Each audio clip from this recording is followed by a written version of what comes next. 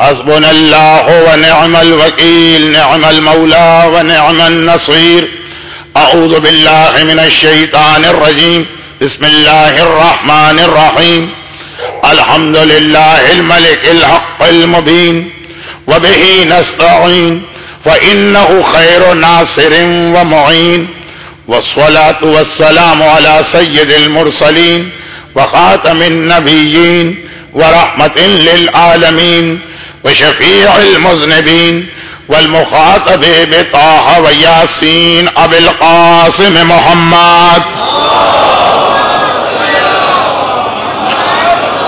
وآله الطيبين الطاهرين المعصومين المظلومين المنتجبين الميامين المكرمين سيما على بقية الله في الأراضين وحجته على العالمين اللهم عجل له الفرج ولعنة الله على أعدائهم أجمعين أما بعد فقد قال الله عز وجل في كتابه المبين بسم الله الرحمن الرحيم ربنا لا تزغ قلوبنا بعد إذ هديتنا وهب لنا من لدنك رحمة وقال سبحانه وتعالى وتزودوا فإن خير الزاد التقوى واتقون يا أولي الألباب.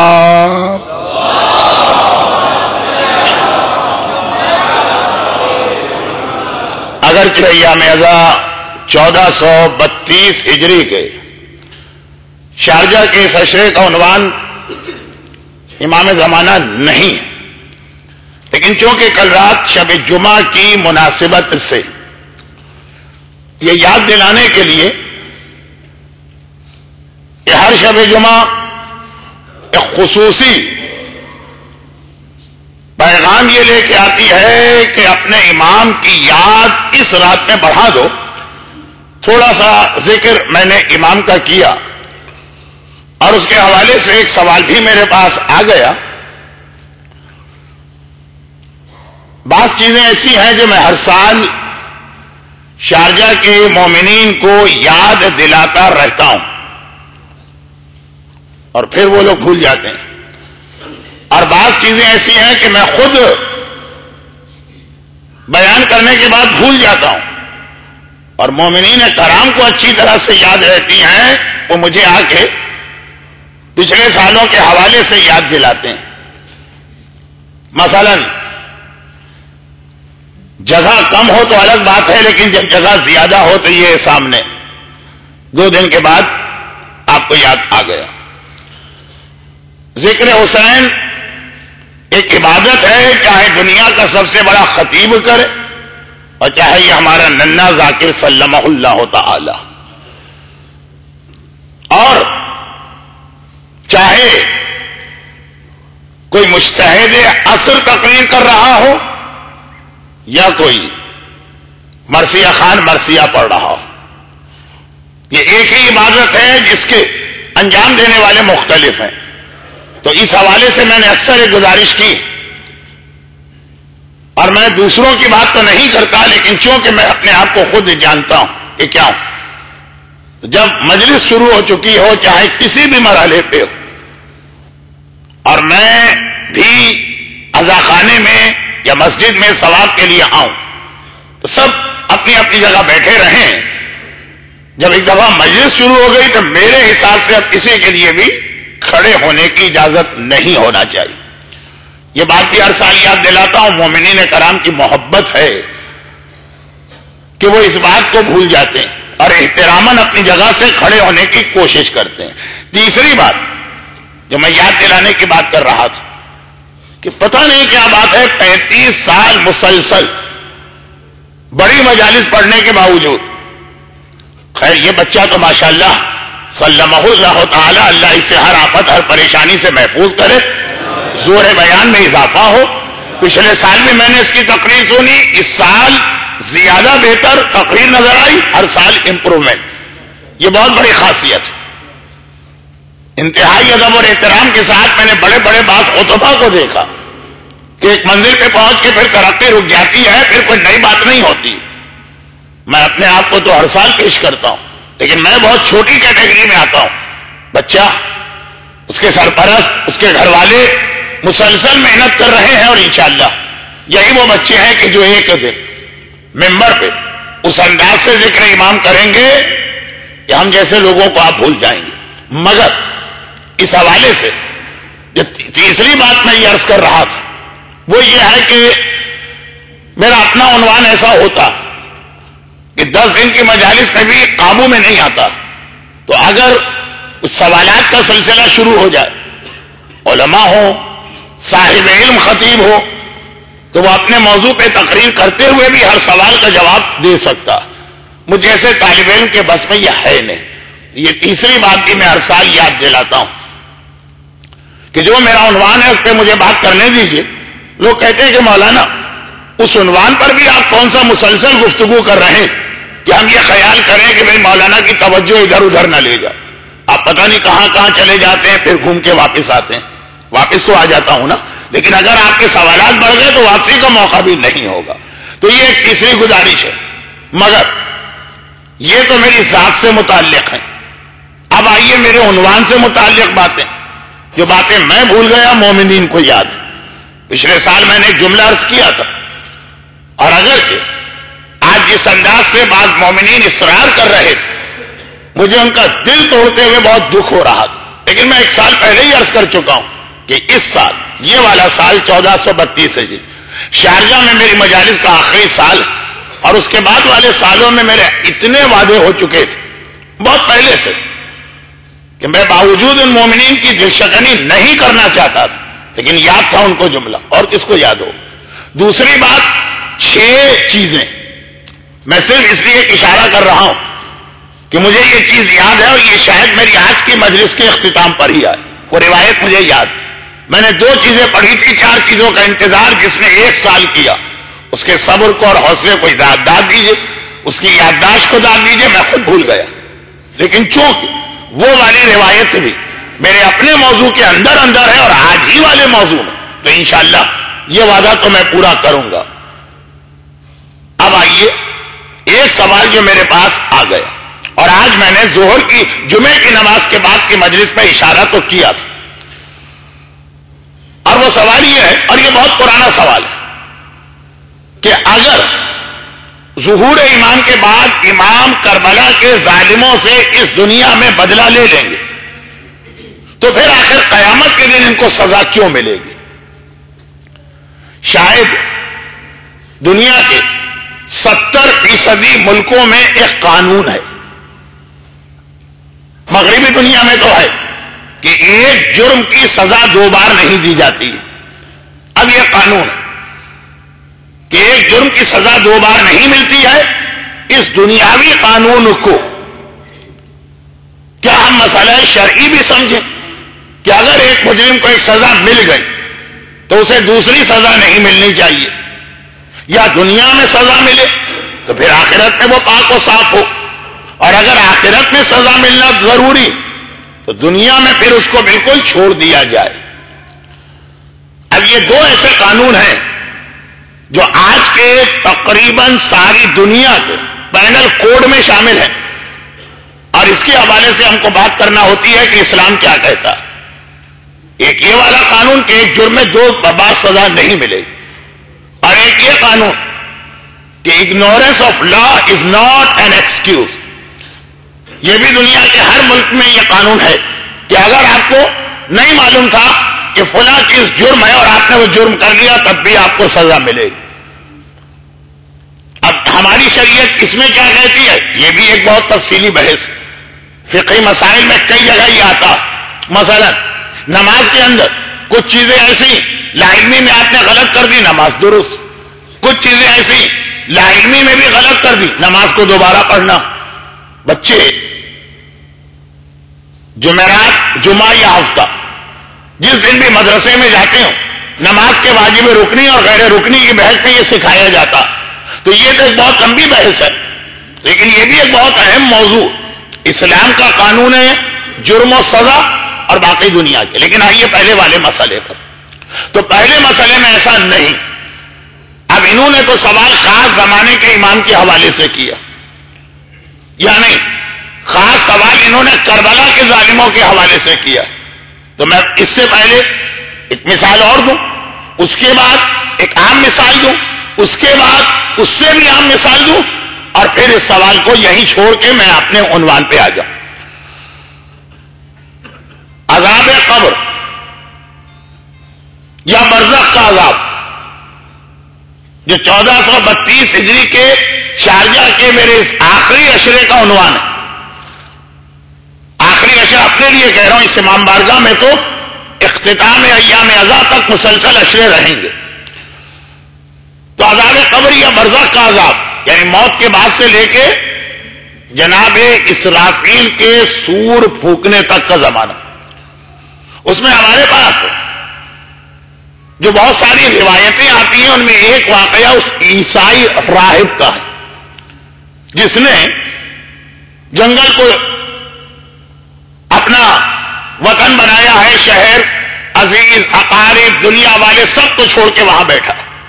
اور پرانا زمانہ، اب آج تو آپ دنیا میں کہیں جا کے بیٹھیں، موبائل، ایس ایم ایس، اس کے ذریعے آپ تک خود ہی خبر پہنچ جائے گی، لیکن وہ پرانا زمانہ دنیا کو چھوڑ کے ترک وطن، گوشہ نشین۔ اور اس نے وہ منظر دیکھا کہ ایک پرندہ آتا ہے اور پھر کسی انسانی جسم کے 4 ٹکڑے وہ اپنے بدن میں سے اگلتا ہے، اور پھر سزا کے بعد اس کو دوبارہ نگلتا ہے اور اڑ کے چلا جاتا ہے۔ بہت مشہور اور تفصیلی واقعہ، مشہور واقعے کی وجہ سے میں نے صرف اتنا کہا۔ اور پھر جب وہ 4 ٹکڑے جمع ہوئے اور وہ ایک انسان بنا جس پہ عذاب ہو رہا، اور اس کی قبر ایک طرح سے اس پرندے کا معدہ یا پیٹ ہے، تو بات چیت ہوئی تو پتہ چلا کہ اس کا نام ہے ابن ملجم، جو مرتے ہی عذاب خدا میں مبتلا ہو چکا، جبکہ ابن ملجم آقا حسن مجتبیٰ کی تلوار سے مولا کی شہادت کے بعد علی کی وصیت کی روشنی میں مارا گیا تھا۔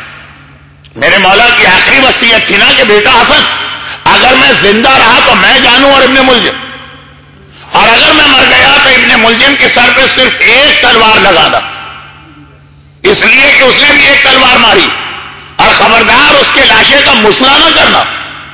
نہج البلاغہ میں ہے میرے مولا کی یہ وصیت، کیونکہ میں نے تمہارے جد رسول خدا کو یہ فرماتے سنا کہ پاگل کتے کے لاشے کی بھی توحید نہیں کی جا سکتی۔ یہ پورا واقعہ آپ ماہ مبارک رمضان میں سنتے۔ تو آقا حسن مجتبیٰ نے شریعت اسلامی پہ عمل کرتے ہوئے ابن ملجم کو تلوار کے ایک وار کے ذریعے واصل جہنم کیا۔ اب اس کے بعد اس پہ عذاب نہیں ہونا چاہیے اگر ہم اس اصول کو اسی انداز سے تسلیم کر لیں۔ جرم کی ایک سزا، اب میں اس طرف جا ہی نہیں رہا ہوں، لیکن ابھی آ رہا ہوں ادھر کہ جرم بھی دیکھا جاتا کتنا بڑا جرم اس نے کیا، لیکن ابھی عام جرم کے اعتبار سے۔ اب آئیے اس سے بھی زیادہ عام مثال وہ یہ ہے کہ رسول خدا اور ائمہ طاہرین کے زمانے میں کتنے ہی مجرموں کو سزا دی جاتی تھی اسلام میں۔ چور کا ہاتھ کٹ گیا،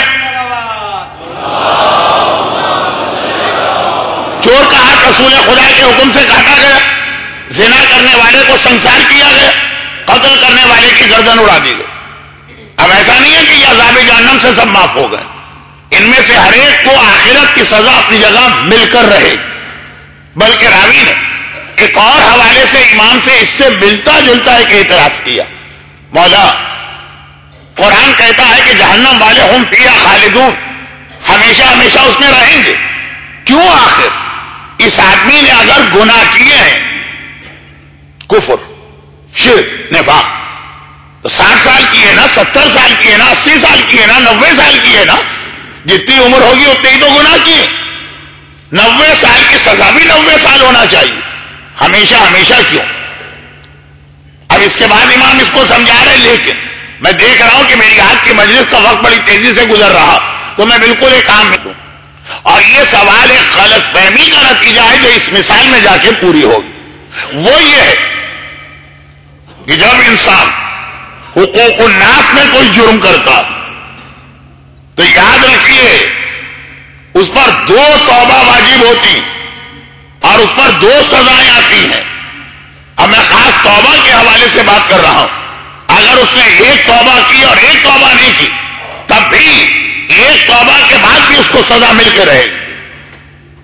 مثالیں ہم ہم نے کسی کی غیبت کی، ہمیں اس سے بھی معافی مانگنا اور اللہ سے بھی معافی مانگنا. ہم نے اللہ سے معافی مانگی، اس آدمی سے جا کے معافی نہیں مانگی، ہماری سزا باقی. ہم نے اس آدمی سے جا کے کہا معاف کر دو، اور اللہ سے معافی نہیں مانگی کہ اے خدا تیری شریعت کو توڑنے کا ایک جرم ہم نے کیا ہے، ہماری سزا باقی رہے گی. ہم نے کسی کا مال چوری کیا، ایک توبہ ہمیں اللہ سے کرنا، ایک توبہ صاحب مال سے کرنا. اگر ہم نے صاحب مال کو اس کا پیسہ لوٹا دیا اور اللہ سے توبہ نہیں کی کہ گناہ کیا، سزا ملے گی. ہم نے اللہ سے توبہ کر لی، جس کا مال تھا وہ مال اس کو نہیں لوٹایا، ہمیں سزا ملے گی. اور اس کے بعد زنا سے متعلقہ ایک دو روایتیں اور کہ اب یہ دو الگ الگ جرم کیے گئے، ایک اس مومن کا جرم کیا گیا ہے یا اس سے معافی مانگے یا وہ ہم کو سزا دے، ایک اللہ کی شریعت توڑی گئی ہے یا اس سے معافی مانگے یا اللہ ہمیں سزا دے گا. تو یہ ہر حقوق الناس کے مجرم کے لیے ہے، چاہے عام غیبت کرنے والا مجرم کیوں نہ ہو. کربلا والوں کے بھی یہ دو ظلم ہے. امام زمانہ بحیثیت ولی اور وارث، حسین کے ولی اور وارث کے حسین کی طرف سے بدلہ لیں گے، اور اللہ بحیثیت شریعت نازل کرنے والے کے وہ ان کو سزا آخرت میں دے گا، اور یہ ہر گناہگار کے لیے مسئلہ رہے گا. ان کی تو توبہ بھی قبول نہیں، ہماری اور آپ کی تو توبہ قبول. اور پھر امام نے یہ فرمایا آخری جملہ، اور یہ اس سوال کے جواب میں، مولا 90 سال اس نے کفر کیا تو سزا بھی 90 سال ملے. امام نے کہا نہیں، بعض جرم اتنے بڑے ہوتے ہیں، بعض جرم یہ 90 سال اس نے کفر کیا، لیکن اگر 90,000 سال بھی یہ زندہ رہتا، کفر کرتا رہتا، مرتے وقت توبہ کر کے نہیں مر رہا ہے، اپنے عقیدے میں مر رہا ہے، 90 لاکھ سال بھی زندہ رہتا تو یہ یہی کفر کرتا رہتا، اس کو اس کی سزا مل رہی ہے. قتل حسین اتنا بڑا جرم ہے، اتنا بڑا جرم ہے، اتنا بڑا جرم ہے. بلکہ اگر میں ایک اور پہلو سے آقا حسین اور امامت کو دیکھوں تو قتل حسین قاری حسین کو نقصان نہیں پہنچایا، قیامت تک کے ہر انسان کو نقصان پہنچایا. اس کی سزا ایک آدھ بار کے قتل سے پوری ہو ہی نہیں سکتی ہے، اس کے بعد تو بات بہت لمبی ہوگی. لیکن قتل حسین تو بہت بڑا جرم جو ہماری زندگی کے چھوٹے چھوٹے دوسرے گناہ ہوتے ہیں، جس میں بھی میں نے کہا ایک نہیں 2 معافی مانگنا. یاد رکھیے گا یہاں پر بھی واجب کہ اگر آپ دیکھیں کہ کسی نے غیبت کر کے سامنے والے سے معافی مانگ لی، ابھی اللہ سے توبہ نہیں کی، امر بالمعروف واجب ہے، یہ توبہ تمہاری ابھی باقی ہے، اللہ سے بھی جا کے تم معافی مانگو. کہ اس کو بتانا ضروری ہے گناہگار کو. غیبت خالی سامنے والے کا آپ نے حق نہیں توڑا، شریعت کو بھی توڑا. تو اب یہاں پر ہمارے ننھے ذاکر سلمہ اللہ تعالی کا وہ جملہ سامنے آ گئے، اور وہ یہ کہ آدمی اس دنیا میں رہ کر ان گناہوں سے اپنے آپ کو کیسے بچائے. اس کا جملہ یہ تھا کہ تقوی ہمارے پاس کیسے آئے جو ان گناہوں سے روکنے والا. اور یاد رکھیے قرآن کریم کی جس آیت کی میں نے تلاوت کی ہے، آیت حج کے حوالے سے آئی ہے، مگر اس آیت کا 3 موقع پہ استعمال ہوتا. تزودوا، اے حج پر جانے والوں سامان جمع کرو. اردو میں بھی زاد راہ کا لفظ استعمال ہوتا، سامان جمع کرو. لیکن یاد رکھو فإن خیر الزاد التقوی، بہترین سامان جو حج میں کام آتا ہے وہ تقوی. یہ سامان حج کے لیے بھی بہترین ہے، ظہور امام کے لیے بھی بہترین ہے، اور قیامت کے لیے بھی بہترین. اب قرآن کی آیت، اچھا اگر میں آپ حضرات سے نہیں کہہ رہا ہوں، عام سی بات، اگر میں خود نہ بتاتا کہ یہ آیت حج کے بارے میں آئی تو شاید آیت کے ترجمے سے تو کوئی ادھر جاتا ہی نہیں. ایک عام پیغام، سامان جمع کرو، بہترین سامان تقوی. جیسے 80% مومنین کو نہیں معلوم کہ ربنا آتنا فی الدنیا حسنہ وفی الآخرۃ حسنہ وقنا عذاب النار کی آیت میدان منا کے لیے آئی، یعنی قرآن میں ہی یہ بیان ہے. عرفات سے چلو اور مزدلفہ پہنچو اور منا پہنچو اور پھر یہ دعا مانگو.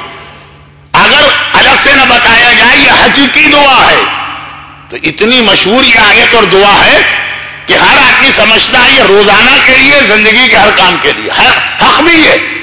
حق بھی یہی ہے، لیکن قرآن نے اس کو حج کے بیان کے درمیان نازل کیا. ربنا آتنا، ربنا تقبل منا انک انت السمیع العلیم.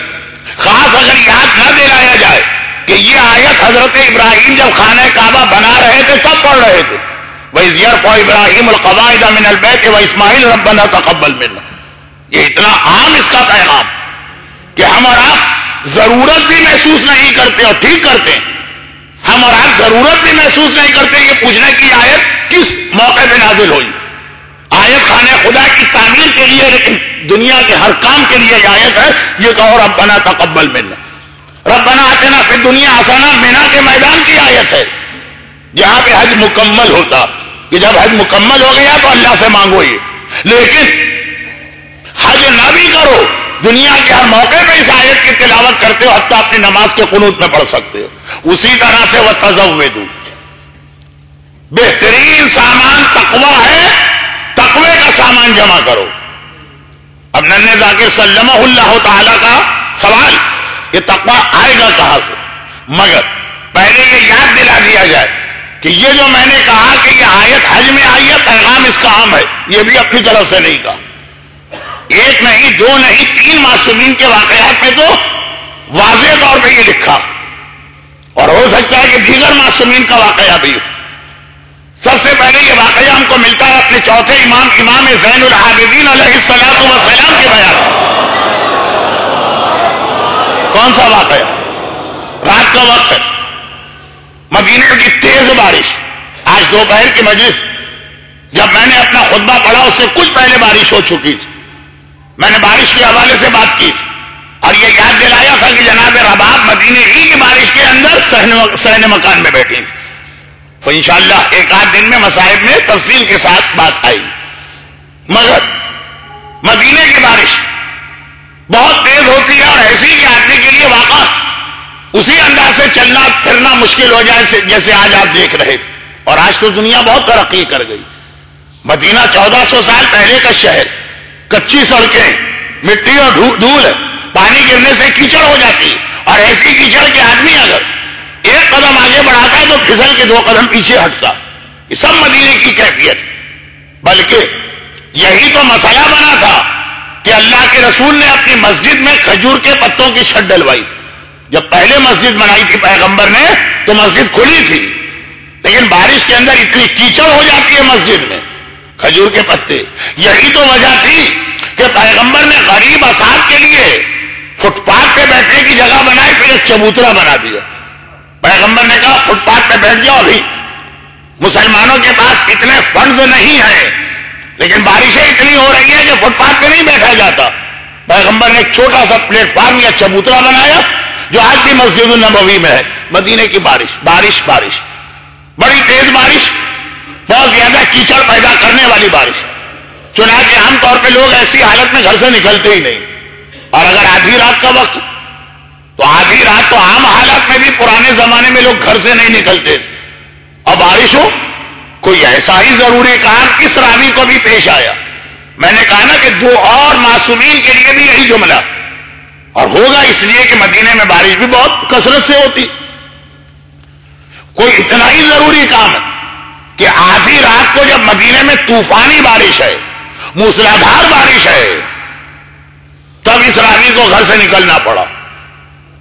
ایسے مسئلے تو ہر آدمی کو زندگی میں پیش آتے ہیں. وہ جا رہا اور یہ سمجھ کے جا رہا کہ اس وقت میرے علاوہ اور کون ہوگا جسے گھر سے نکلنے کی ضرورت پیش آئی.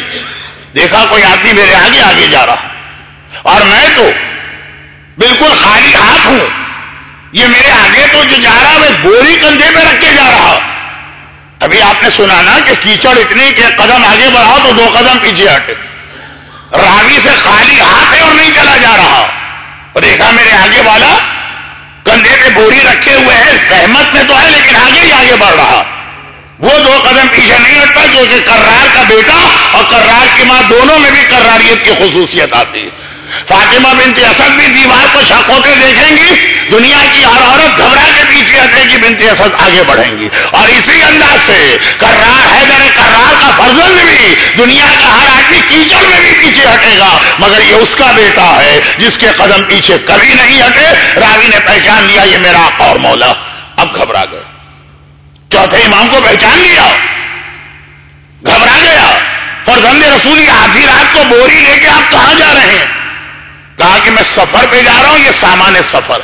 کیونکہ راوی نے پیشکش کی سے لائیے مولا یہ بوری مجھے دے دیجیے, آپ کہاں زحمت کریں. کہا نہیں یہ میرا اپنا سامان, میں سفر پہ جا رہا ہوں, سامان سفر. بات ختم ہو گئی. کوئی اتنا ہی ضروری اور ارجنٹ کام تھا کہ راوی مدینے کی بارش میں آدھی رات کو کیچڑ میں پھسلتا ہوا نکلا, تو ارجنٹ کام کرنے والے کے پاس اتنا ٹائم کہاں پہ ہوتا کہ وہ زیادہ لمبی بات کرے جبکہ کوئی خاص موضوع بھی نہ ہو. شاعر حضرات کے بارے میں سنا ہے, لیکن شاعر ویسے ہی مجھ سے بہت ناراض, ہر دوسری مجلس میں ان کو ناراض کرتا ہی رہتا ہوں.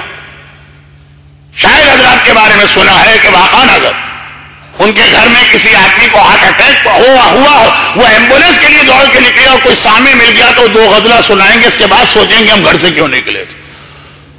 ورنہ جو آدمی ارجنٹ کام پہ نکلے گا, امام کی زیارت کر لی, پتہ چلا امام سامان سفر لے کے جا رہی ہے, اپنے کام سے چلا گیا. 10 دن گزر گئے, یہ امام کے گھر گئے ہی نہیں. روزانہ صبح و شام امام کے گھر حاضری دینے والا یہ چوتھا امام جو روزانہ صبح و شام اپنے گھر کا دروازہ کھول کے سارے مدینے والوں کو اپنے گھر میں مہمان بناتا. بہت مشہور روایت ہے ابو حمزہ الصومالی کی. گیا ہی نہیں رہا. 10, 12, 15 دن کے بعد اتفاقاً یا مسجد میں یا راستے میں کہیں امام مل گئے, اور امام نے دریافت کیا کہ ایشا خیریت تو ہے, تو آیا کیوں نہیں, اتنے دن ہو گئے. میں ساری باتیں اپنے الفاظ میں پڑھ رہا ہوں, پوری روایت پڑھ کے اس سے نتیجہ نکالنے کا وقت نہیں. ایک بار راوی نے گھبرا کے کہا مولا کب واپس آ. امام نے کہا کیا مطلب, میں گیا کب تھا جو واپس آنے کی بات ہے. کہا مولا وہ جو 12 دن پہلے مدینے میں بڑی تیز بارش تھی اور آدھی رات کو آپ کہیں سفر پہ جا رہے تھے, میں نے کہا بھی تھا سامان مجھے دے دیں, تو آپ نے کہا یہ سفر میرا ہے, سامان بھی میں اٹھاؤں گا, تو مولا آپ کب آئے. امام نے کہا میں کہیں گیا ہی نہیں. راوی کہہ رہا میں تو یہی سمجھا تھا جو آپ نے فرمایا, تو کیا آپ کا ارادہ منسوخ ہو گیا, فلائٹ کینسل ہو گئی, کیا ہو گیا. امام نے مسکرا کے کہا تو کیا سمجھا, کون سے سفر کی بات کر رہا, ایک شہر سے دوسرے شہر کا سفر نہیں, میں تو یہ کہہ رہا تھا کہ دنیا سے قیامت تک کا جو سفر ہے یہ سامان اس سفر میں میرے کام آنے والا ہے. یہ وہ رقم تھی, یہ وہ روٹیاں تھی, یہ وہ مدد تھی جو ہر رات مدینے کے غریبوں کو میں پہنچایا کرتا ہوں. بارش ہو اور میں نہ نکلوں گھر سے, بھوک تو ان کو لگے گی نا, اگلی صبح ان کو اپنے بچے کو روٹی تو دینا ہے نا. بارش کی وجہ سے اگر میں گھر میں بیٹھ جاؤں میری راحت ان کے لیے تو مسئلہ لائے گی, یہ وہ سامان ہے.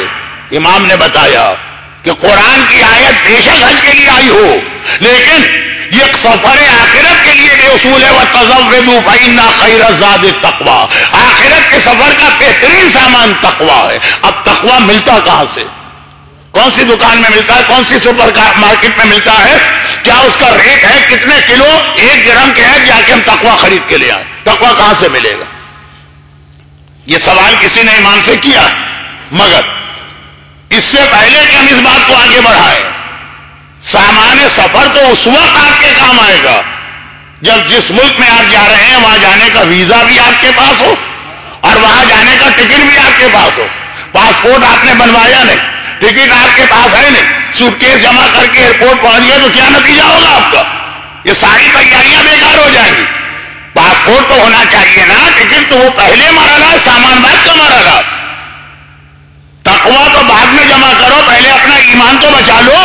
ربنا لا تزغ قلوبنا بعد اذ ہدیتنا وہب لنا من لدنک رحمہ. آخری وقت میں لوگوں کا ایمان ضائع ہوگا, اور یہ اتنا بڑا خطرہ ہے کہ سورہ آل عمران کی 8ویں آیت جسے آج میں تیسرے دن تلاوت کر رہا ہوں, ہر مومن سے کہہ رہی ہے صبح و شام یہ دعا مانگتے رہنا کہ اے خدا, ہدایت کے بعد ایک آدمی شروع سے ہی غریب اور اسی غربت کے عالم میں مر گیا, اس کو زندگی اتنی مشکل نہیں لگے. ایک آدمی ماشاءاللہ بڑی اچھی حالت میں تھا, اللہ نے اس کو دنیاوی اعتبار سے بڑے عیش و آرام دیے تھے, پھر اس کی زندگی بدلی, فاقوں پہ آ گیا. جو بنا ہوا بگڑ جائے اس کے لیے زندگی گزارنا بہت مشکل ہوتا. جس نے جب سے وہ سنبھالا ہے فاقے دیکھے, مرتے دم تک فاقے دے, اور جو سونے اور چاندی میں کھیلتا ہوا پیدا ہوا. انگریزی محاورہ ہے کہ فلاں بچہ منہ میں سونے کا چمچہ لے کے پیدا ہوا, اور پھر اس کی یہ حالت ہو. جو آدمی کفر میں پیدا ہوا کفر میں مر گیا, اس نے زیادہ نقصان کیا, زیادہ نقصان نہیں کیا. جو آدمی ایمان میں پیدا ہوا اور کفر میں مرا، اس سے بڑی کائنات کی مصیبت کوئی نہیں ہے کہ اس سے ڈرتے رہنا ربنا لا تزغ قلوبنا بعد اذ ہدیتنا. اور خاص طور پر اس لیے کہ آخری وقت میں اتنے لوگوں کا ایمان ضائع ہوتا. کون سا آخری وقت؟ دونوں آخری وقت. آخری زمانہ جسے ہم کہتے ہیں امام زمانہ، اور آخری وقت جسے ہم کہتے ہیں ملک الموت، یہ دونوں مرحلے ایسے ہیں. اب یہاں پہ میں ایک چھوٹی سی بات فیس بک کے حوالے سے اس لیے عرض کر دوں کہ 2 دن کی مجالس کا خلاصہ یہ بنا کہ ایمان کے آنے سے پہلے ہاتھ میں جلتی ہوئی آگ لے کے کھڑا ہونا آسان ہے، ایمان بچانا مشکل ہے. تو ایمان کیسے ضائع ہوتا؟ آخری زمانے میں مومن، کل میں نے کہا تھا نا وہ کارڈ چھپوا کے نہیں بھجوائے گا گھروں میں. کیا ہے مومنین و مومنات، کل جمعے کے دن شام کے 4 بجے میں ایمان کو خدا حافظ کہنے جا رہا ہوں. آپ حضرات سے شرکت کی موقع متمنی ہوں، انتہائی شکر گزاروں گا. چشم بڑا فلا اینڈ فیملی، یہ نہیں کارڈ نہیں آئے گا آپ کے پاس، اس بیچارے کو بھی پتہ نہیں چلے گا. جائے گا ایمان آ کے جاتا کیسے ہے؟ کل جو بات ہو رہی تھی میں نے کہا کہ اس کے لیے ہر دور میں شیطان الگ طریقہ اختیار کرتا. آج کے زمانے کا طریقہ ہے یہی انٹرنیٹ، یہی فیس بک، یہی آن لائن چیکنگ، یہی SMS. اب آخری مجلس میں شاید اس کی وضاحت زیادہ ہو. یا رسول اللہ آپ اپنے آخری وقت میں بہت پریشان نظر آ رہے ہیں. میری آخری مجلس وفات رسول خدا کی تاریخ کے قریب ہوں. پیغمبر نے کہا میں آخری زمانے کے مومنوں کو ایمان ضائع کرتے دیکھ رہا ہوں اور رو رہا ہوں. 1400 سال پہلے رسول روئے تھے، آخری وقت پیغمبر کا ہے اور ہمیں یاد کر کے رو رہے ہیں کہ جن تک ایمان ان کے بزرگوں نے بڑی محنت سے پہنچایا. آپ کو ایمان ایسے ہی نہیں ملا ہے، یہ آپ کے بزرگوں کی قربانیاں ہیں، یہ آپ کے والدین کی محنتیں ہیں، یہ آپ کے دادا نانا دادی نانی کا رول ہے. پتہ نہیں کتنی زحمتیں برداشت کر کے ایمان آپ تک پہنچایا. بنو امیہ کی تلواروں کا مقابلہ انہوں نے کیا، بنو عباس کے مظالم کا مقابلہ انہوں نے کیا. کتنوں کی گردنیں کٹی ہیں، کتنوں کی زبانیں کٹی ہیں، کتنوں کے ہاتھ پاؤں کٹے ہیں، کتنوں کو کنویں میں ساری زندگی قید رکھا گیا. تب ہمیں اور آپ کو گھر بیٹھے ایمان ملا. ایسا نہ ہو کہ ان کی ساری محنتوں پہ ہم پانی پھیر دیں آخری وقت میں آ کے فیس بک کے چکر میں، SMS کے چکر میں. تو اب معاشرے کا دوسرا طبقہ ایک سوال کر رہا.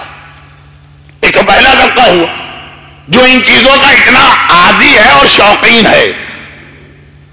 کہتا واہ بھائی کنویں کے مینڈک مولانا پھر ممبر پہ آ گئے پھدک کے، انہیں پتہ ہی نہیں دنیا کہاں پہنچ چکی ہے.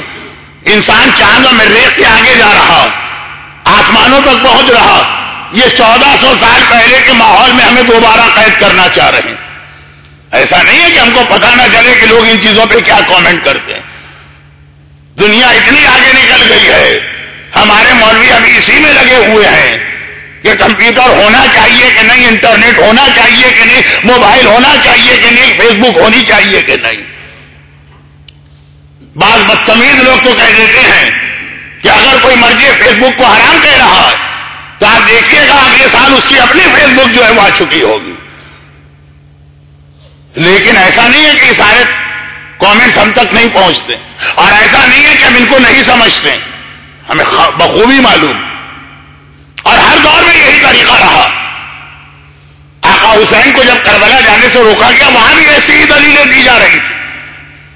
اس کو بار بار دہرانے کی ضرورت نہیں، لیکن میں کہتا ہوں کہ اس کے مقابلے میں دوسرا طبقہ ہے. وہ کہہ دیتا ہے کہ مولانا آخر ہمارے مراجع کھل کر اس کو حرام کیوں نہیں کہہ دیتے. ایک بالکل سیدھا سیدھا فتویٰ آ جائے فیس بک حرام، ایک سیدھا سیدھا فتویٰ آ جائے کہ انٹرنیٹ کی چیٹنگ حرام، ایک بالکل سیدھا سیدھا فتویٰ آ جائے موبائل حرام. ختم بات. یہ جو وہ شرطیں لگانا شروع کر دیتے ہیں کہ ہر میوزک حرام نہیں ہے، فلاں میوزک حرام ہے اور فلاں حلال. جو حرام ہے تو وہ ہر جگہ حرام ہے، چاہے نوحے میں بھی کیوں نہ ہو. لیکن یہ سب کیوں کہتے ہیں؟ سیدھا سادہ فتویٰ دے دے ہر میوزک حرام.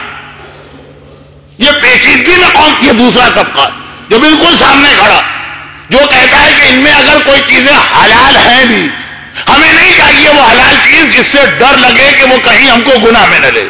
فتویٰ دے دے مجتہد. اس میں 2 جملے. پہلا جملہ یہ تو ایک عام سا جملہ ہے. دوسرا جملہ میرا وہ موضوع بنے گا جو شاید آخری مجلسوں میں آپ کے سامنے آئے. پہلا جملہ یہ کہ جب مجتہد سے یہ پوچھا گیا ان کا پہلا جواب یہ تھا کہ آپ ہمیں سمجھتے کیا؟ ہم شریعت بناتے نہیں، ہم شریعت بتاتے ہیں۔ جو روایتوں میں امام نے کہا ہمارا کام ہے اسے آپ تک پہنچانا، یہ اختیار ہمارے پاس ہے ہی نہیں کہ ہم شریعت اپنی طرف سے بنا لیں۔ اگر امام نے اس انداز سے بات کہی ہے تو ہمارا فتویٰ بھی ایسا ہی ہوگا۔ پہلی بات تو یہ مجتہدین کرام اور مراجع اس بات کا اقرار کرتے ہیں ہم شریعت بتانے والے ہیں، شریعت بنانے والے نہیں، جبکہ ہمارے ہر جاہل مومن اپنے گھر میں بیٹھ کر ایک فیکٹری لگا کے بیٹھا ہے جس میں 2 نمبر کی شریعت تیار ہوتی، جو چیز اسے پسند آ جائے وہ حلال ہے، جو پسند آئے وہ حرام۔ لیکن اتنے بڑے بڑے مراجع کہتے ہیں ہمیں بھی اختیار نہیں ہے کسی مسئلہ شرعی میں ایک جملہ بڑھانے یا گھٹانے کا۔ اور دوسری بات، اور یہ دوسری بات بہت اہم، مجھے معلوم ہے کہ آپ اسے بے توجہی سے سنیں گے، یعنی آپ توجہ پوری دے رہے ہیں لیکن پھر بھی وہاں تک نہیں پہنچیں گے جہاں پہنچانا چاہ رہا ہوں، لیکن جملہ عرض کیے دے رہا ہوں۔ مجھے خود پتہ نہیں کہ آخری تقریر میں بات میرے ہاتھ میں رہے کہ نہ رہے۔ ان چیزوں کو واضح طور پہ حرام نہ کرنے کی ایک وجہ اور ہے، وہ میرا اندازہ ہے، وہ وجہ جنگ صفین میں مولا کے جملے میں سامنے آتی ہے۔ صفین کی لڑائی، ماشاءاللہ شام کی زیارت کرنے والے پہلے خالی زینبیہ زندان شام بابو صغیر کے قبرستان کی زیارت کر کے آتے تھے، پھر حجر ابن عدی کے روضے کی زیارت بھی بھرپور طریقے سے شروع ہوئی۔ معلومات رکھنے والے زائرین ہمیشہ زیارت کر کے آئے، لیکن اب جس انداز، اور اب ماشاءاللہ حلب و رقہ کی زیارتیں، اور رقہ کی تو خاصیت یہ کہ وہ میدان صفین جہاں پہ عمار یاسر جیسے صحابی کے ساتھ اویس قرنی کا روضہ بھی ہے۔ یہ 2 ہی شخصیتیں تو ہیں، ایک اویس قرنی اور ایک زوجہ حسقیل، جن کے بارے میں رسول خدا نے کہا کہ ایسی بھینی بھینی اور بہترین خوشبو میں نے زندگی میں کبھی نہیں سونگھی۔ زوجہ حسقیل کا واقعہ پچھلے سال پڑھا تھا، اور اویس قرنی کا واقعہ تو علماء ہر سال پڑھتے ہیں، مگر جس میدان میں جناب اویس قرنی کا روضہ صفین، اسی صفین کے میدان روزانہ صبح لڑائی شروع ہوتی ہے، شام کو ختم ہو جاتی۔ 16 مہینے گزر گئے، مولا نے کہا ایسا نہیں، اب یہ جنگ اس طرح سے کرنا ہے کہ جب تک کہ ایک فیصلہ نہ ہو جائے جنگ کو نہیں روکنا۔ ایک جملہ اور بھی مولا نے اس وقت کہا تھا جو ہم اور آپ اس وقت تک تو استعمال کرتے جب تک کہ اس سے ہمارے زندگی کے کسی کام پہ فرق نہ پڑے۔ وہ ابھی آ رہا ہے جملہ، جب بات آ ہی گئی میں اکثر پڑھتا ہوں لیکن ایک بار اور سن لی۔ مولا نے کہا یہ سلسلہ نہیں چلے، جنگ کو بلا وجہ وہ طول دے رہا، صبح سے شام، شام کو جنگ بند ہو گئی، اگلی صبح دوبارہ وہیں سے آغاز۔ یہ تو گویا یاجوج و ماجوج والی دیوار بن کے رہ گئی، جتنا وہ دن بھر کوشش کرتے، رات کو جاتے، صبح آتے، دوبارہ وہیں سے کام اسٹارٹ۔ کہا کہ اب فیصلہ ہونے تک جنگ چلے گی۔ 9 دن مسلسل جنگ ہوتی رہی، 9 راتیں مسلسل جنگ ہوتی رہی، کوئی درمیان میں کوئی گیپ نہیں آیا، یہاں تک کہ 10ویں رات اتنی شدید سردی کی رات تھی۔ شام کی سردی مشہور ہے، میں اکثر زندان شام کے مسائل میں جملہ بھی کہتا ہوں کہ کبھی شام میں سردی گزاریے تو پتہ چلے گا آدھی رات کے وقت بغیر چھت کے قید خانے میں جو اپنے بچوں کو لے کے بیوی بیٹھی، کمل اور لحاف اور رضائی تو چھوڑیے، 2 کرتے بھی نہیں ہے کہ ایک لباس پہ دوسرا لباس پہنا دیا جائے۔ شام کی سردی، چنانچہ اس رات کی سردی کچھ زیادہ ہی تھی، 9 راتوں سے جنگ ہو رہی ہے، 10ویں رات اور ٹھنڈی رات، اس کا نام ہے لیلۃ الحریر۔ اگلی صبح جنگ کا نتیجہ نکل رہا، اختتامی مرحلے پہ جنگ ہے۔ اب میرا عنوان یہاں پہ رک گیا، یعنی یہیں تک مجھے بات کہنا تھی، لیکن جب یہاں تک بات آئی ہے تو موقع سے فائدہ اٹھاتے ہوئے جملہ اور کیوں نہ کہے۔ بس جب یہ دیکھا کہ جنگ بالکل آخری مرحلے میں، مالک اشتر کی تلوار نے خیمے کی 3 میں سے 2 رسیاں کاٹ دی، تیسری اور آخری رسی کٹے گی اور مسئلہ ختم، مخالف کا خیمہ۔ اور اس موقع پہ نیزوں پہ قرآن بلند ہو گئے اور یہ کہا گیا کہ فیصلہ قرآن سے ہوگا۔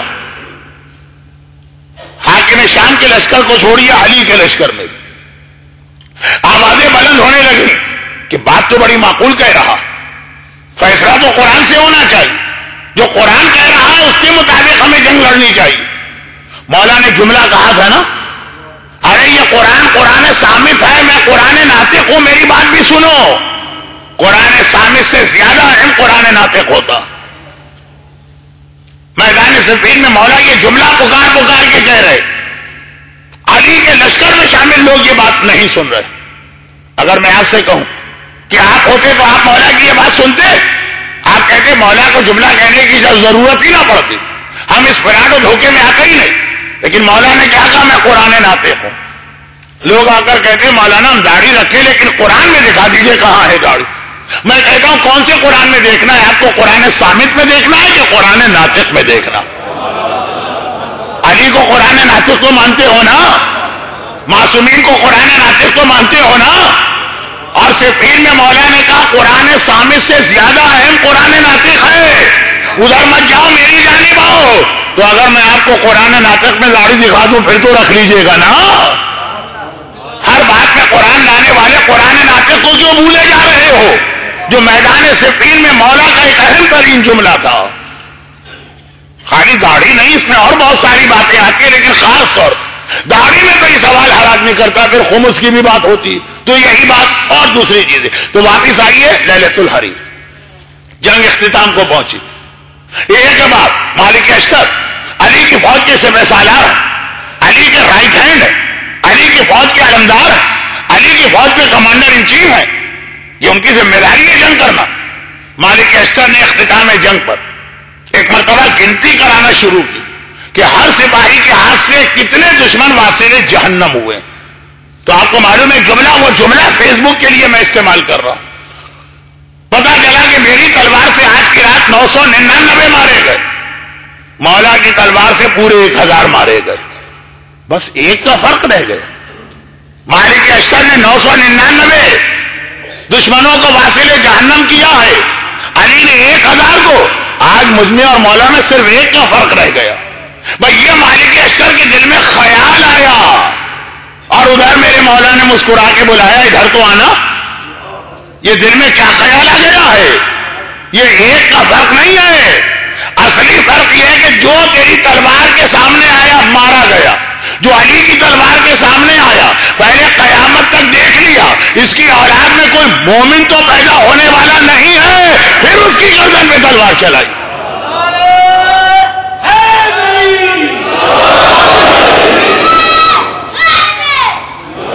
کیا پتا چلا؟ پتا یہ چلا کہ معصوم کی تلوار کے نیچے جو آتا ہے تو خالی اس وقت کو نہیں دیکھا جاتا، اس کے مستقبل کو بھی دیکھا جاتا ہے. شاید کوئی مومن پیدا ہو جائے، شاید تو میں نے کہا امام کو تو معلوم ہے نا، مومن پیدا ہوگا. اس مومن کے تصدق میں اس کے دشمن اہل بیت باپ کو بھی چھوڑ دیا. اس مومن اولاد کے تصدق میں اتنا علی کو پیار ہے اپنے شیعوں سے، اتنا علی کو خیال ہے اپنے ساتھ چاہنے والے کا. تو کیا یہ ون وے ٹریفک ہوگا؟ خالی علی ہی اتنا خیال کریں گے کہ چاہنے والا بھی علی کو کوئی خیال کرے گا؟ اس پہ تو میں بھی آ رہا ہوں، کیونکہ مجھے معلوم ہے کہ 2 راتیں امارات میں ویکینڈ کی راتیں ہوتی ہیں. آج پتہ نہیں کہاں سے کتنے لوگ زحمتیں اٹھا کے آئے ہوں گے اور یہ کل سے بیچارے نہیں آ پائیں گے. تو موضوع اس طرح سے کرو کہ جو یہ 2 مجلسیں سنی انہوں نے ان کو بھی ایک پیغام مل جائے اور جب باقی ہفتہ آئیں گے ان کے لیے بات آگے بڑھے. لیکن یہ جو ایک جملہ میں نے کہہ دیا ذہن میں رکھیے گا کہ خالی امام ہی ہمارا خیال کریں کہ ہمیں بھی کچھ خیال امام کا کرنا ہے، وہ اپنی جگہ. آئیے اصل جملہ سنیں. علی کی تلوار کے آگے جو آتا ہے پہلے اس کا مستقبل دیکھا جاتا ہے. اگر آگے چل کر اس سے کوئی فائدہ ملنے والا ہے یعنی اس کی اولاد میں کوئی مومن نے چھوڑ دیا، ہو سکتا ہے کہ یہ فیس بک کبھی آگے چل کر تبلیغ اسلام کا ذریعہ بھی بنے. ہو سکتا ہے کبھی ان چیزوں کی اولاد میں دین کے فائدے والی کوئی چیز پیدا ہو جائے. ہو سکتا ہے کبھی ان کا کوئی مومن بیٹا پیدا ہو جائے، اس کی وجہ سے اب اس کو چھوڑ دیا گیا. یہاں سے ہماری آپ کی ذمہ داری بنے. یہ دشمنان اسلام ان چیزوں کو گمراہی میں استعمال کر رہے ہیں. کیا ہمارے پاس ایسے باصلاحیت بچے اور بچیاں نہیں جو انہی چیزوں کو تبلیغ اہل بیت اور تبلیغ دین کے لیے استعمال کریں؟ کیا یہ ایس ایم ایس اور انٹرنیٹ کی چیٹیں خالی گمراہ لوگوں کے ہاتھ میں ہے کہ وہ جس سے چاہیں ہمارے بچوں کو بہکا کے لے جائیں؟ کیا ہمارے پاس ان چیزوں کے آئی ٹی کے ایسے ماہر بچے نہیں ہیں؟ اور یہی اصل میرا موضوع یہ ہے. یہ نہیں ہے کہ انٹرنیٹ کٹوا دیجئے دیجئے، یہ نہیں ہے کہ موبائل اٹھا کے پھینک دیجئے، یہ نہیں ہے کہ فیس بک بند کر دیجئے، علی کی طرح سے چلو کہ انہی چیزوں میں دیکھو کہ اس سے مومن اولاد پیدا کرنا ہے اور اس کو تبلیغ دین کے لیے استعمال کرنا ہے۔ یہ اہل بیت اطہار کا وہ طریقہ،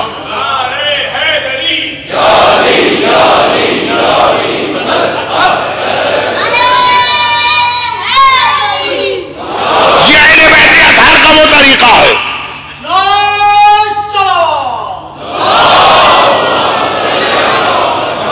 جو ہماری ایک بڑی ذمہ داری بھی بنا گیا، یہ اہل بیت اطہار کہ جن چیزوں کو دشمن اپنے فائدے کے لیے استعمال کر رہا ہے، یا تمہارا کام ہے کہ وہی چیز دشمن کے ہاتھ سے چھین کے اسی کو دشمن کے خلاف استعمال کرو۔ یہی چیزیں تبلیغ کا بہترین ذریعہ بن سکتی ہیں، یہی چیزیں کردار کی اصلاح کا بہترین طریقہ بن سکتی ہیں۔ یہ چیزیں خالی گانے بجانے، محرم و نامحرم، لڑکے لڑکیوں کی چیٹنگ کے لیے نہیں ہیں، اگر صحیح معنوں میں کام کیا جائے۔ یہاں پہ میں ایک روایت انبیاء کی سناتا ہوں، ایک روایت کربلا کی سناتا ہوں، شاید آج کا موضوع ننھے ذاکر سلمہ اللہ تعالیٰ کے اس سوال کو ذہن میں رکھتے ہوئے ختم ہو، تقویٰ کیسے پیدا ہوتا ہے کل سے، ابھی اتنی سی بات۔ اور یہ روایت ہمارے اس امام معصوم کی روایت ہے کہ جس کی شہادت کی بھی ایک روایت کے مطابق ماہ صفر کی آخری تاریخ ہے۔ ہمارے آخری امام علی ابن موسیٰ رضا علیہ الصلوۃ والسلام، جو میرا اصل موضوع بننے والا، عذاب قبر جو اصل موضوع بننے والا، اس میں امام کا کتنا اہم ہم پر احسان بنتا ہے جب امام فرماتے من زارنی فی حیاتی اور بعد مماتی، اگر کوئی میری زیارت کو آئے، چاہے زندگی میں آئے چاہے موت کے بعد آئے، میں 3 جگہ پہ اس کی مدد کروں گا۔ عند سوال منکر و نکیر فی قبری، جب منکر و نکیر سوال کریں گے میں تمہارے ساتھ آ کے تمہاری مدد کروں گا۔ وعند تطائر الکتب، جب قیامت میں نامہ اعمال تمہیں دیا جا رہا ہوگا، سیدھے ہاتھ میں ملا تو بیڑا پار، الٹے ہاتھ میں ملا تو بیڑا غرق، امام فرما رہے میں وہاں مدد کروں گا۔ وعند الصراط، جب بال سے زیادہ باریک پل پر سے گزر رہے ہوگے، تلوار کی دھار سے زیادہ تیز پل پہ سے گزر رہے ہوگے، امام نے فرمایا اپنے ظاہر کی میں مدد کروں گا، بشرط یہ کہ وہ میری زیارت کے لیے آیا ہو۔ وہ روایت یاد کیجئے جو میں نے 2 سال پہلے پڑھی، 2 آدمی، یہ اس قسم کی روایتیں میں کبھی کبھار اس لیے دوہرا دیتا ہوں کہ بعض اوقات لوگ مراجع کرام پر اعتراض کر دیتے ہیں کہ ان کے فتووں میں اختلاف کیوں ہے مسائل کو سمجھے بغیر۔ مثلا یہ روایت 28 صفر وفات رسول خدا، 29 صفر آخری امام کی شہادت کی رات ایک روایت کے مطابق، اور 17 صفر دوسری روایت۔ ہماری مجلس ان 2 کے بیچ میں 17 صفر کے بعد ہے، 29 صفر سے پہلے، 2 اعتبار سے حق امام بن رہا ہے اور موضوع میں بھی روایت آ گئی۔ 2 آدمی امام کی زیارت کے لیے مدینے سے مرو چلے، امام نے فرمایا میری زیارت میری زندگی میں کرو یا میری موت کے بعد۔ اب یہ زندہ لوگ تھے، امام بھی موجود ہے، زیارت کے لیے گئے، خدمت امام میں پہنچے۔ آپ کو معلوم جب روزے کی زیارت کی عادات میں شامل ہے تو وہاں تو خود امام موجود ہے، نہاؤ دھو غسل کرو، نئے یا صاف ستھرے کپڑے پہنو، طہارت کے ساتھ خدمت امام میں جاؤ۔ تو وہ آئے، ظہر کی نماز کا وقت ہو گیا، امام نے کہا میں نماز پڑھا رہا ہوں، دونوں نے طلب کے کام، اور یہ مدینے والے کتنے سال امام کی زیارت مدینے میں کر چکے تھے، کتنی نمازیں امام کے پیچھے پڑھ چکے تھے، کہا مولا ہم بھی آپ کے پیچھے نماز پڑھنا چاہتے ہیں۔ امام نے دونوں کو دیکھا، پہلے آدمی پہ نگاہ ڈالی، کہا خبردار ویسی نماز نہ پڑھنا جیسی میں پڑھ رہا ہوں، 2 رکعت نماز پڑھ کے ختم کر دینا، میں ظہر کی 4 رکعت پڑھ رہا ہوں۔ دوسرے کو دیکھ، تم بالکل ویسی نماز پڑھو جیسی میں پڑھ رہا ہوں، اگر میں 4 رکعت پڑھ رہا ہوں ظہر کی، تم بھی 4 رکعت پڑھو۔ پہلے کا چہرہ اتر گیا، دوسرے کا چہرہ کھل اٹھا۔ پہلے سے امام نے کہا کہ تم میری جیسی نماز نہیں پڑھو، دوسرے سے کہا تم میری جیسی پڑھو۔ لیکن اس کے بعد جو امام نے وضاحت کی، پہلے سے کہا چونکہ تمہاری زیارت قبول ہے، اور دوسرے سے کہا چونکہ تمہاری زیارت مردود ہے، رد ٹھکرا دی گئی، نماز بھی ٹھکرا دی جاتی ہے اگر آل محمد پہ درود نہ بھیجا جائے، اور زیارت بھی ٹھکرا دی جاتی ہے۔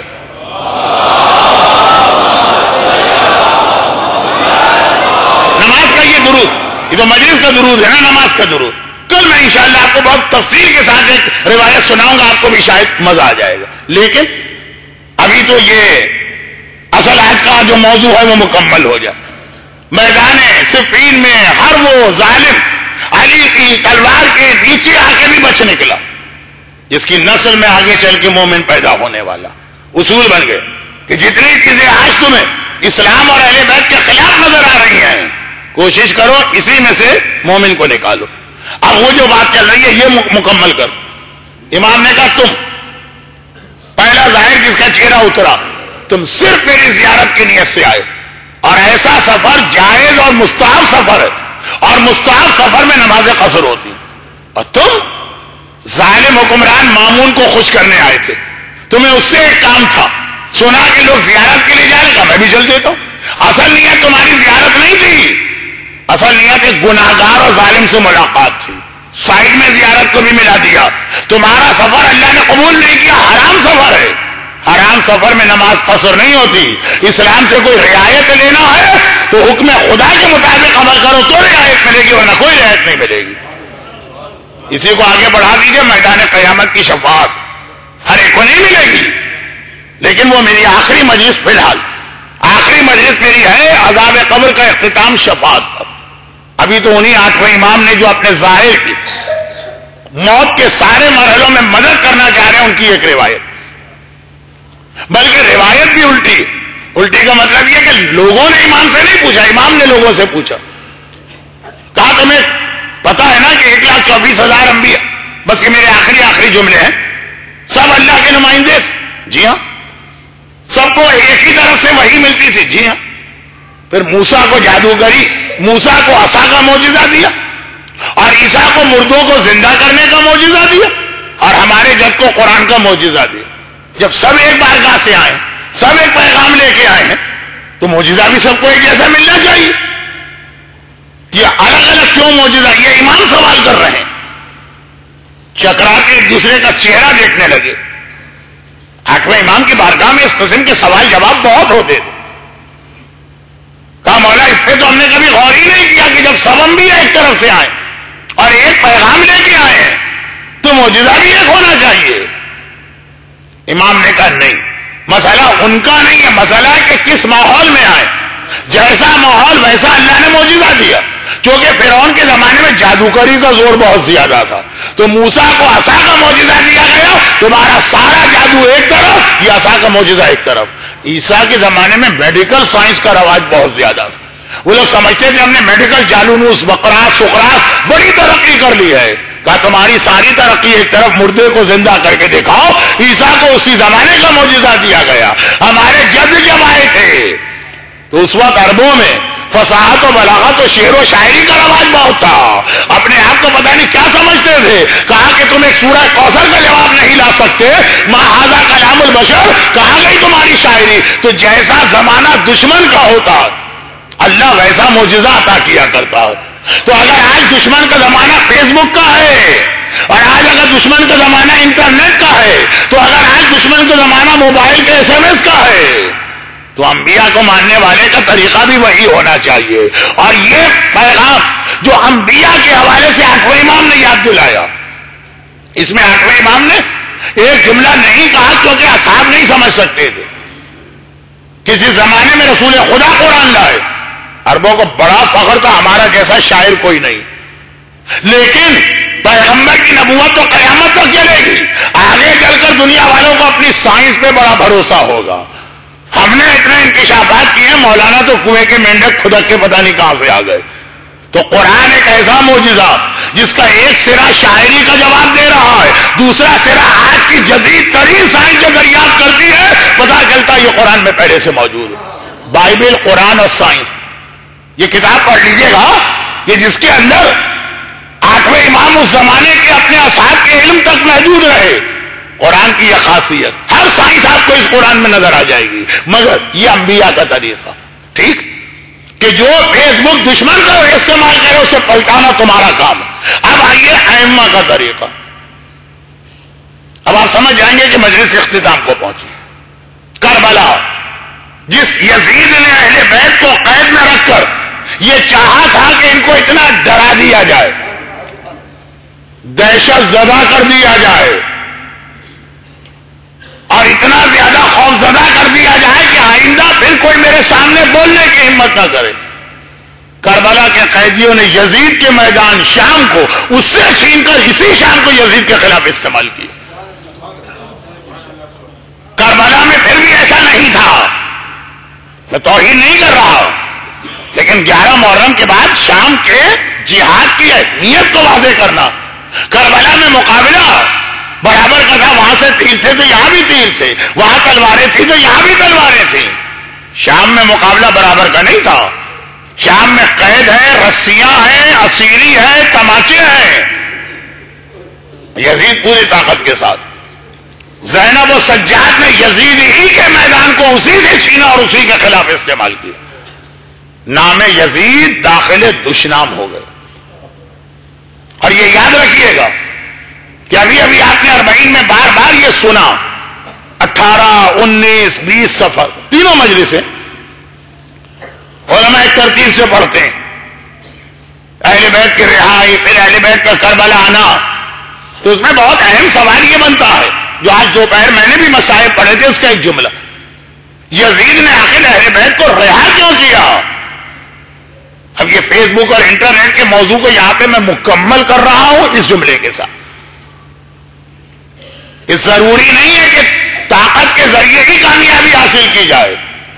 مظلومیت کے ذریعے تو زیادہ بڑی کامیابی حاصل ہوتی ہے. اور یہ کیسے حاصل ہوئی؟ یزید نے اہل بیت کو کیوں رہا کیا؟ پچھتایا تو نہیں تھا، نادم تو نہیں ہوا تھا. ورنہ اگر 62 ہجری میں اہل بیت کو رہا کرتا تو 63 ہجری کے مدینے میں روضہ رسول کے اوپر حملہ کر کے روضہ رسول کی توہین نہ کرتا. پچھتایا تو نہیں تھا، ورنہ 64 ہجری میں خانہ کعبہ پہ اٹیک کر کے خانہ کعبہ پہ گولہ باری نہ کرواتا. اور یہ اسٹرکٹ آرڈر تھے یزید کے، روضہ رسول گرا دو، خانہ خدا گرا دو. پچھتاوا تو کوئی نہیں تھا. ایک سے ایک بڑھ کے ظلم نظر آ رہا، پھر کیوں رہا کیا؟ شام میں وہ وقت آ گیا، دمشق کے اندر وہ وقت آ گیا جب دمشق کے نوجوان تلواریں نکال کے یزید کے محل کو گھیرے میں لے کے کھڑے ہو گئے اور کہا تھا یزید ہمیں نہیں پتا کہ یہ کون، آج پتا چلا. ہمیں نہیں معلوم تھا پہلے یہ کون ہے.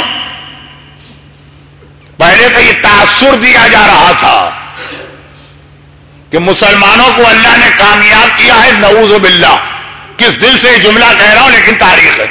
باغی ابن باغی مارا گیا، اس کا کٹا ہوا سر لایا گیا. یہ مسلمانوں کی کامیابی ہے، اس لیے سیلیبریٹ کرو. تبھی تو ام حبیبہ بھی گھر کی چھت پہ آ کے بیٹھ گئی تھی کہ بھائی اگر مسلمانوں کی کامیابی ہے تو مجھے بھی اس میں حصہ لینا. اب شام کے نوجوان کہہ رہے ہیں آج ہمیں پتا چلا یہ کون ہے. اب اگر یہ قید میں رہے تو ہماری تلوار ہوگی اور تیری گردن. جس تخت کو بچانے کے لیے یزید نے اتنا بڑا گناہ کیا، جب وہ تخت اس کو ہلتا ہوا نظر آ گیا، گھبرا کے کہتا ہے میرا وعدہ کل ان کو رہا کروں گا. یہ شام کے نوجوان نہیں تھے، یہ روبوٹ تھے جنہیں برین واش کیا گیا ہے 20 سال سے. انہیں علی کی دشمنی اور اولاد علی کی دشمنی میں پالا گیا ہے. جیسے مشین ہوتی ہے روبوٹ. یہ سجاد اور زینب کا جہاد ہے کہ یزید کے شہر میں بیٹھ کر مظلومیت کے ساتھ تلوار کے ذریعے دوسرے تک پیغام پہنچانا آسان ہے، ہتھکڑی اور بیڑی کے ذریعے سے دوسرے کو بدلنا یہ سجاد ہی ہے. طاقت کے ذریعے سے کسی کو قائل کرنا آسان ہے، مگر دونوں ہاتھ گردن سے بندھے ہو، سر پہ مکنا اور چادر بھی نہ ہو، اور پھر مجمع کو بدلنا یہ زینب کبریٰ. مگر اس میں ایک بہت ہی اہم حصہ اس کا، جسے ہم اور آپ صحیح طور پہ سمجھ بھی نہ پائے. یہ تبدیلی کی بات کر رہا ہوں. ایک جملہ رباب کا سنیے، ایک ایک جملہ آقا حسین کا سنی اور بس میری مجلس آج ختم ہو گئی. آپ کو یاد ہے نا جب 28 رجب کو یہ قافلہ کربلا کے لیے چلا تھا تو خاندان کے بہت سے بزرگوں نے آ کے ایک مشورہ دیا تھا, حسین تو امام وقت ہے, ہمیں پتا ہے تو حکم خدا سے جا رہا, لیکن کم از کم عورتوں کو لے کے نہ جا. ہمیں کوفے والوں کے بارے میں اچھی طرح معلوم ہے, یہ سیدانیاں, یہ عصمت و طہارت کا مجسمہ, یہ مخدرات بعفت, حسین انہیں لے کے نہ جا. اور حسین کا جواب بھی آپ کو یاد ہو کہ میرا جہاد کامیاب ہی نہیں ہو سکتا جب تک کہ زینب میرے ساتھ نہ ہو. یہ حسین کا جواب تھا. لیکن جب خاندان کے بزرگ عبداللہ ابن عباس کا جملہ پردے کے پیچھے سے زینب نے سنا تھا تو زینب نے تڑپ کے کہا تھا, اے ابن عباس یہ بہن کی موت کا مشورہ کیوں دیا جا رہا؟ بھائی سے الگ ہو کے کیا زینب زندہ بھی رہ سکتی ہے جو یہ مشورہ دیا جا رہا؟ مگر وہ حسین تھے, میرا جہاد بغیر زینب کے ہو ہی نہیں سکتا ہے. میرا موضوع رباب تک پہنچ رہا ہے, اس لیے اس کے بعد کا جملہ یہ تو حسین نے بزرگوں سے کہا. اب آئیے ایک جملہ حسین نے اصغر سے کہا. یہ بھی علماء پڑھتے ہیں کہ 28 رجب کا قافلہ چل رہا, اب تک صغرا کو امید تھی بابا شاید مجھے لے جائے, شاید اس بی بی کی سفارش کام آ جائے, شاید میری پھوپھی زینب کبریٰ. جب نا امید ہو گئی کہ اس سفر میں نہیں جا سکتی تو صغرا رباب کے قریب آتی ہیں, اماں ایک بار اصغر کو میری گود میں تو دے دے. میں نے اب تک اصغر کو نہ گود میں لیا ہے نہ جی بھر کے دیکھا. بھئی 10 رجب کو اصغر پیدا ہوئے اور 10 رجب کو صغرا بیمار ہے. بیمار بچی نومولود بچے کو گود میں لینا نہیں چاہتی ہے, لیکن جب 28 رجب کو دیکھا کہ میرا اصغر اب جا رہا ہے, خالی بابا ہی جدا نہیں ہو رہا, اصغر بھیا بھی جدا ہو رہا. اماں ایک بار تو میں اپنے بھائی کو گود میں لے لوں. اور اب آپ نے اصغر کو صغرا کی گود میں دی. صغرا نے اصغر کے کان پہ منہ رکھ کے عجیب فریاد کی, اصغر بھیا سب مجھے چھوڑ کے جا رہے ہیں, کیا تم بھی مجھے چھوڑ دو؟ بہن کی فریاد کس طرح سے اصغر کے کلیجے میں پیوست ہو گئے. کیا ہوا؟ اب حسین کا پیغام آیا, زینب بہن جلدی ہو رہی ہے, ہمیں چلنا ہے مدینے سے, بیویوں سے کہو باہر آ جا.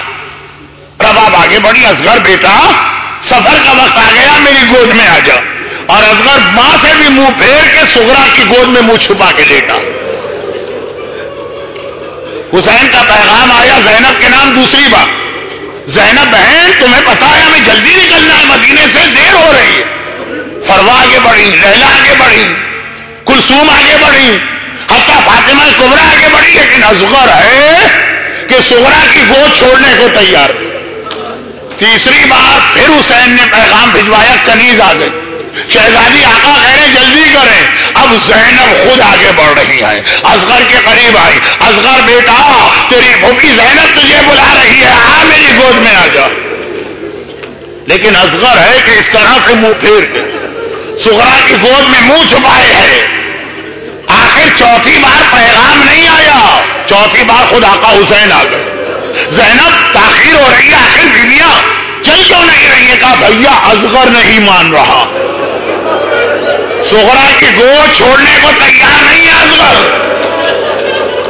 حسین نے سنا, میرا مولا آگے آئے, اصغر کے کان پہ منہ رکھ کے اب حسین کچھ کہہ رہے ہیں, یا وہ صغرا کا جملہ تھا کہ اصغر بہن کی گود چھوڑنے کو تیار نہیں, اور یا یہ بابا کا جملہ ہے کہ اصغر ایک طرح سے اچھل کے بہن کی گود سے باپ کی گود میں آ گیا. صرف ایک جملہ کہا تھا, آقا حسین کا جملہ سنیے, اصغر میں تجھے تیری بہن سے الگ نہ کرتا, لیکن کربلا کا جہاد میں جیت نہیں سکتا جب تک تو میرے ساتھ نہیں ہوگا. اصغر مجھے کربلا میں تیری ضرورت ہے. اچھا بابا کو میری ضرورت ہے, یہ جو سننا ہے. حیدر کرار کا پوتا ایک مرتبہ شان خیبری کے ساتھ حسین کی گود میں آ گیا. اور تبھی بعض ارباب مقاتل یہ لکھتے ہیں حسین اصغر کو جو لے کے آئے تھے عاشور کی سپہر، وہ کب لائے تھے؟ جب قاسم مارے گئے، اون مارے گئے، محمد مارے گئے، علی اکبر مارے گئے، عباس مارے گئے، 18 جوانان بنی ہاشم مارے گئے۔ میرا مولا قلعے پہ کھڑا ہوا، ناظرا یمینا، پہلے دائیں طرف دیکھا، وہ شمالا، پھر بائیں طرف دیکھا، پھر کہا هل من ناصر ینصرنا، ادھر یہ کہا، ادھر خیمے سے بیویوں کے رونے کی آواز آئی۔ حسین قلعے سے اتر کے خیمے میں گئے، زینب ابھی میں زندہ ہوں، ابھی یہ ماتم کس کا ہو رہا؟ کہا بھیا ادھر تو نے هل من ناصرین کہا، اصغر نے اپنے آپ کو گہوارے سے زمین پہ گرا دیا۔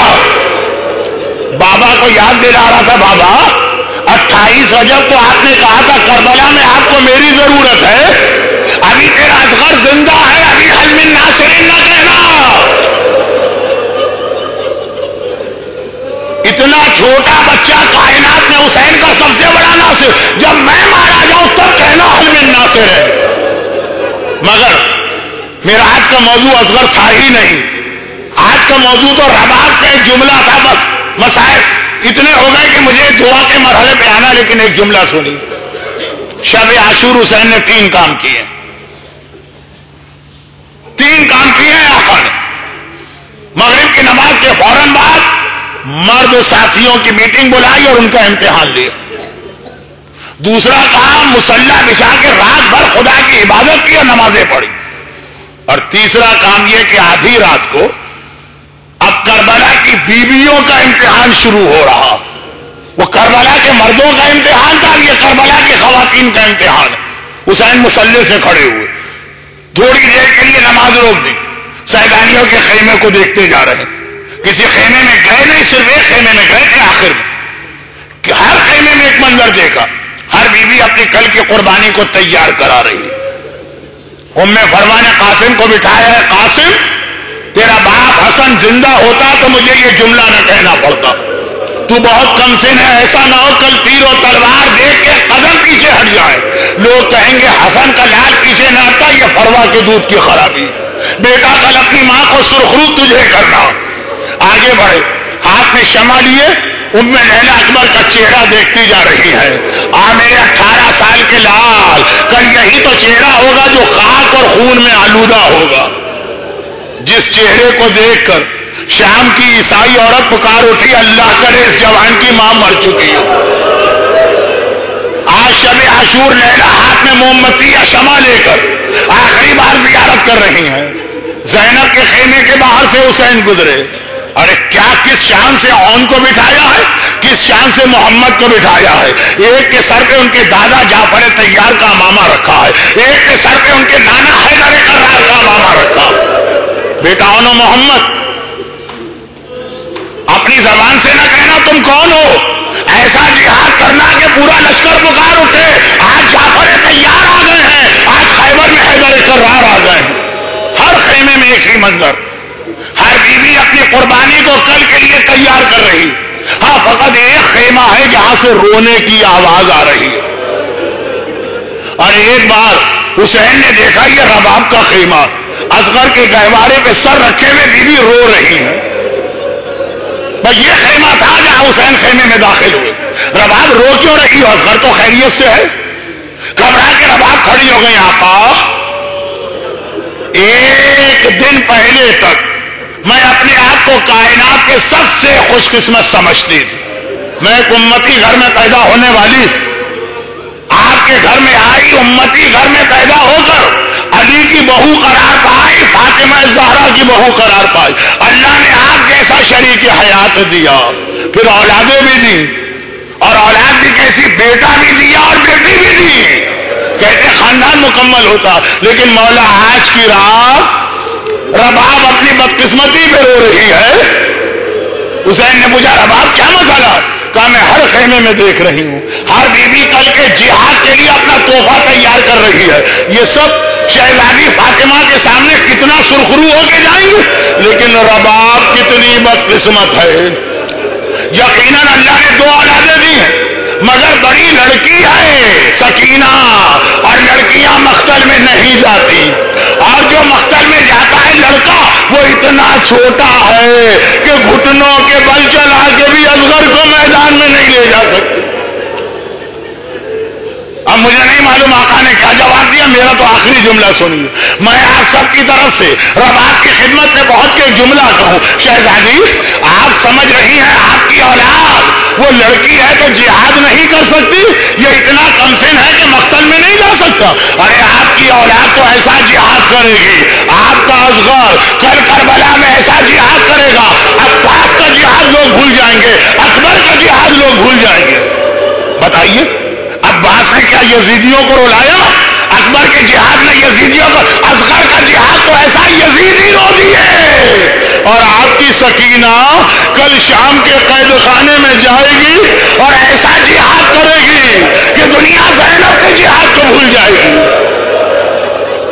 سجاد کے خطبات اپنی جگہ، زینب کی تبلیغات اپنی جگہ، مگر سکینہ کے ماتم نے بھی شامیوں کو بدلا اور ایسا بدلا. آج کی رات مجلس لمبی ہو گئی، آخری جملہ کہہ دینا چاہتا ہوں پھر موقع نہ ملے. مگر عجیب بات یہ ہے، زندان شام کی سب سے کم سن بچی سجاد سے ایک سوال کر رہی ہے. سجاد کون ہے؟ علی کا وارث ہے، نہج البلاغہ کے خطیب کا وارث ہے. سجاد خود نہج البلاغہ ہے، ہر سوال کا جواب دے سکتا ہے. 3.5 سال کی بہن کے سوال کا جواب نہیں دے سکتا. جو سلونی کہتا ہے سجاد ہر سوال کا جواب دے، ایک سوال کا جواب نہیں ہے سجاد کا. ختم مجلس. شام کا وقت ہے اور شام کا قید خانہ. سکینہ کی نگاہ پڑ گئی، پرندے اڑتے ہوئے جا رہے ہیں. بھیا یہ اتنے سارے پرندے کہاں جا رہے ہیں؟ سجاد نے کہا بہن شام ہو گئی ہے، یہ اپنے گھروں کو جا رہے ہیں. ارے وارث نہج البلاغہ، وارث منبر سلونی جواب نہ دے پایا. جب چھوٹی بہن نے کہا بھیا یہ سب تو اپنے گھر جا رہے ہیں، وہ دن کب آئے گا کہ میں بھی اپنے گھر جاؤں گی؟ سجاد ہر ایک کو جواب دے. سکینہ کو کیسے بتائے؟ سکینہ تیری قسمت میں مدینے جانا نہیں ہے، اسی قید خانے میں ننھی قبر بنے گی، یہیں پہ تجھے الا ولعنۃ اللہ علی اعدائهم اجمعین وسيعلم الذین ظلموا أي منقلب ينقلبون. عزاداروں آپ روتے روتے آج کی مجلس میں تھک گئے. ذرا اندازہ کریں سجاد جس نے 1 سال ننھی بہن کے ایسے ہی سوالوں کے ساتھ زندان شام میں گزارا. آقا حسین میں آپ کے مصائب کی توہین نہیں کر رہا، مگر دشمن کے تیر و تلوار کا مقابلہ کرنا پھر آسان ہے. ننھی سکینہ کے ایسے سوالوں کے جواب. خدا بندہ تجھے واسطہ زندان شام کی ننھی سی قبر کا، تجھے واسطہ اس رباب کا جس کا بیٹا بھی تیرے دین کے اس طرح کام آیا، جس کی بیٹی بھی تیرے دین کے اس طرح، اور تجھے واسطہ میرے مظلوم آقا سید الساجدین کا. کسی وجہ سے سید ساجدین الشام الشام الشام کہتے رہے، اس میں ننھی سکینہ بھی شامل ہے. خدا بندہ آج کی مجلس پہ جتنے مومنین اور مومنات گریہ کر رہے ہیں، ان کے گریے کو پہلے تو ان آنسوؤں کو رومال زہرا میں جمع کر کے روز قیامت ہماری شفاعت اور مدد کا ذریعہ بنا. خدا بندہ صف اعلیٰ پر کھڑا ہونے سے پہلے ان مومنین اور مومنات کی ساری حاجتیں قبول کر لے. خدا بندہ مسائل اہل بیت، ننھی سکینہ، شہزادی رباب، آقا سجاد کے مسائل پہ رونے والوں کو، ان کے گھروں کو، ان کی روزی کے ذرائع کو، ان کی اولادوں کو دنیا اور آخرت کی ہر پریشانی سے محفوظ فرما. غم حسین کے سوا ہمیں کوئی غم نصیب نہ فرما. خدا بندہ ہمارے مرحومین کی مغفرت فرما، بیماروں کو شفائے کاملہ عطا فرما. ہمیں مرتے دم تک بلکہ قیامت میں بلکہ جنت میں بھی حسین کا ماتمی بنا کے داخل فرما، اور حسین کا ماتم حسین کے وارث کے ساتھ کرے. اس کے لیے اپنی آخری حجت وارث معصومین امام زمانہ کے ظہور میں تعجیل فرما. ماتم حسین.